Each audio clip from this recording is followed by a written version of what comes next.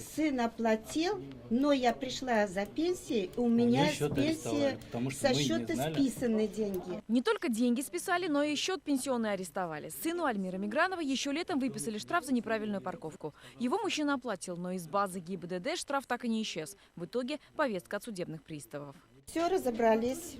В четверг подойду, и мне все Вернут.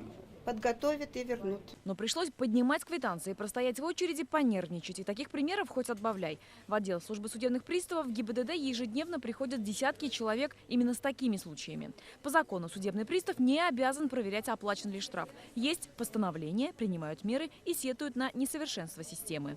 Если человек при оплате штрафа не указал номер УИНа, соответственно, проплата штрафа не пройдет.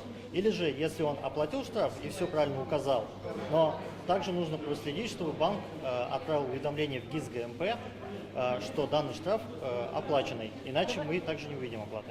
У ГИБДД и судебных приставов нет единой базы. Это недоработки в информационной системе. О них в автоинспекции не говорят, но не умалчивают о другом.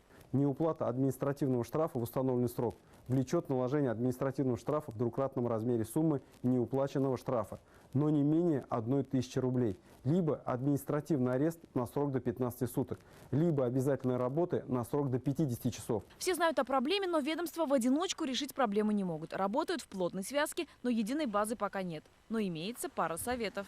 Как выяснилось, это может произойти с каждым, а потому, чтобы перестраховаться, нужно проверять наличие штрафов на сайте ГИБДД и периодически захаживать на сайт Федеральной службы судебных приставов, потому как каждый может оказаться в списке должников. Альбина Салгараева, Марат Саидгараев, ТНВ, Казань.